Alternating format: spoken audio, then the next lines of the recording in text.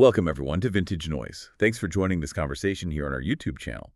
Today, we're getting into a really special one, a car that's, well, incredibly rare and technically fascinating from Porsche's early days. We are indeed. We're looking at the Porsche 356 B2000 GSGT Carrera, specifically the models from 1962 to 1963. And this car, it really tells a story, doesn't it?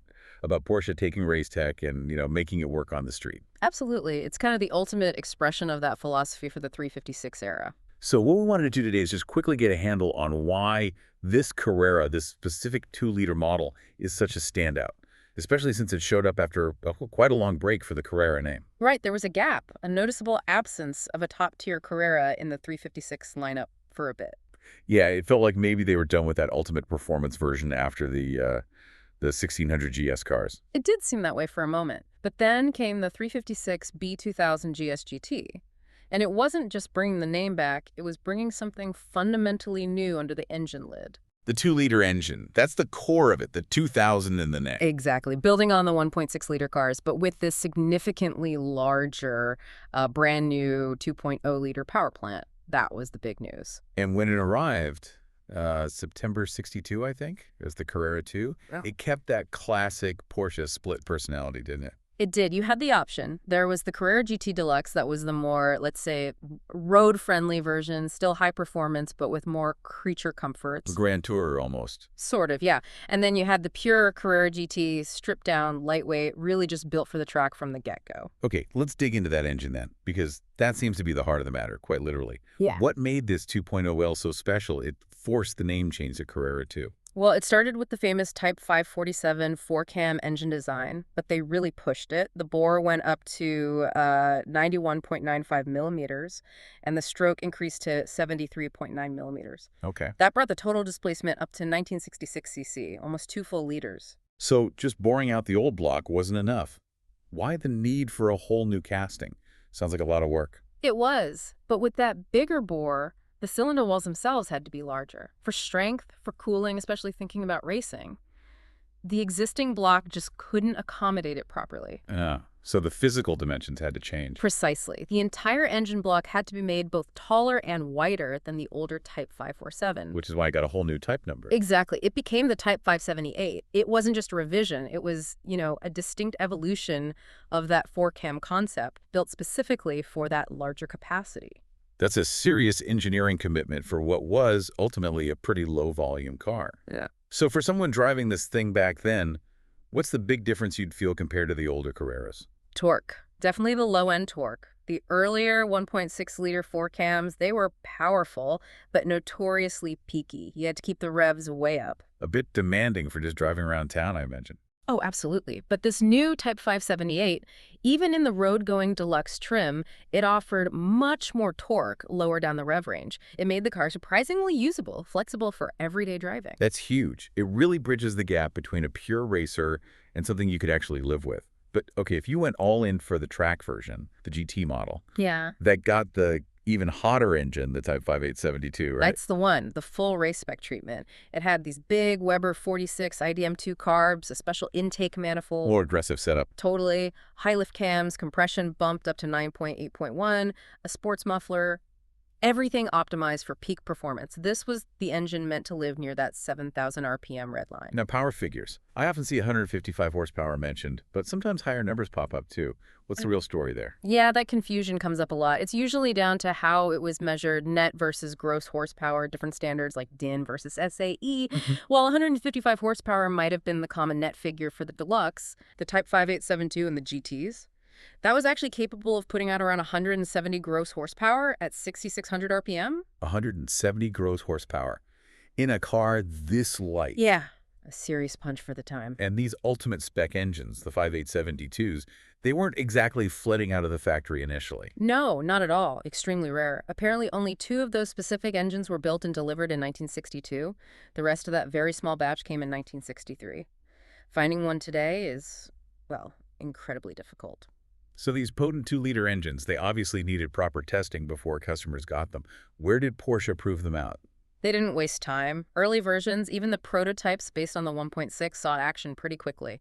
The Targa Florio in 61 was a key test bed. They did really well, almost won their class. So real-world racing stress right from the start. Exactly. And interestingly, to finalize the spec for the road-going Carrera Deluxe, they apparently fitted the new engines into a few red coupes and just drove them. Long distances to races and back, engineers living with them to ensure they held up under normal and sometimes harsh road conditions. That's pretty cool. Hands-on durability testing. Now, power is one thing, but stopping is another. Yeah. This Carrera 2 had disc brakes, which was a big deal, but they weren't off-the-shelf units, were they? No, that's another unique aspect.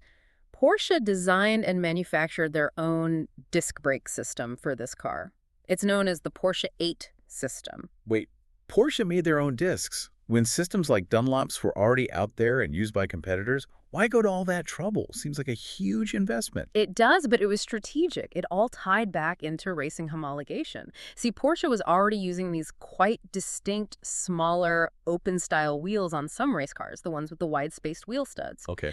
The Porsche 8 brake system was designed specifically to fit inside those existing, unique Porsche wheels. Ah, I see. So the brakes were designed around the wheels they already wanted to race with. What does homologation mean in this context for people maybe not familiar? Why was getting this setup approved so important? Homologation is basically getting the official stamp from the racing authorities, like the FIA, saying your car or a specific part of it meets the rules to compete. It usually involves proving you've made a certain number of them for road use. Right, proving it's not just a one-off prototype. Exactly. So by designing and getting the Porsche 8 brakes homologated with their specific wheels and stud pattern, Porsche did two key things. One, they got the car approved for racing with this superior braking tech. Okay. And two, it meant that racing customers who already had earlier 356s with those specific wheels could legally upgrade to these powerful new disc brakes for competition. It kept their platform competitive for privateer racers. That's clever. Engineering meeting the rule book and supporting your customers. Smart business. So if you're lucky enough to see one of these today, what are the quick visual clues that scream, this is the lightweight GT version, not the deluxe? It's mostly about what's not there. The interior is the big one, really Spartan, often just bare painted metal, basic seats, minimalist. And the luxuries. None. And on the outside, look for the lack of bumper guards the Deluxe had them. The GT often had the front intake grills removed, maybe just mesh there, and crucially, no hubcaps. You'd see those unique wheels and the wide space studs clearly. Anything that added weight and wasn't essential for going fast was just gone. Paired right back. Okay, let's put some numbers to this piece. We've got maybe 170 horsepower, these bespoke disc brakes, stripped down body. What does that translate to? Well, the weight is key. The GT version tipped the scales at just 908 kilograms. That's only about 2,000 pounds. 2,000 pounds with 170 horsepower. That power-to-weight ratio is incredible for the early 60s. It really was. It meant a top speed around 209 kilometers per hour. That's about 130 milers per hour. The specific output from that engine was impressive, too, over 86 horsepower per liter, and it would spin happily to 7,000 RPM. Wow. And the cost for all this back then? The original U.S. price was listed at $7,595. $7,500 for what was essentially a road-legal race car. Amazing. How did the basic 356 chassis handle all that extra performance? Was it getting a bit overwhelmed? It was definitely being pushed, no doubt. But remember, that improved low-end torque. That actually helped make the power more manageable, less sudden than the earlier racers. And those Porsche 8 disc brakes were the crucial element. They gave drivers the confidence to actually use that power, braking later and harder. It was this really effective balance of power and control.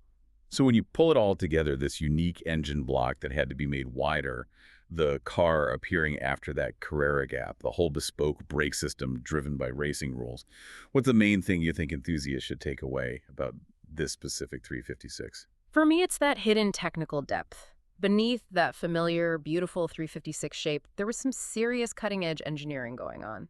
Porsche was willing to create basically a new engine block, develop its own brakes, all for a fairly small number of cars, driven by the demands of racing and pushing the absolute limits of the 356 platform. Yeah, it wasn't just a badge and some stripes. It was fundamental engineering. Right. And it makes you wonder, doesn't it, that final thought maybe for you listening, how much did those things Porsche had to do for racing, for homologation, like making their own brake system because existing ones didn't fit their mandated wheels? How much did that forced innovation eventually benefit regular Porsche road cars later on?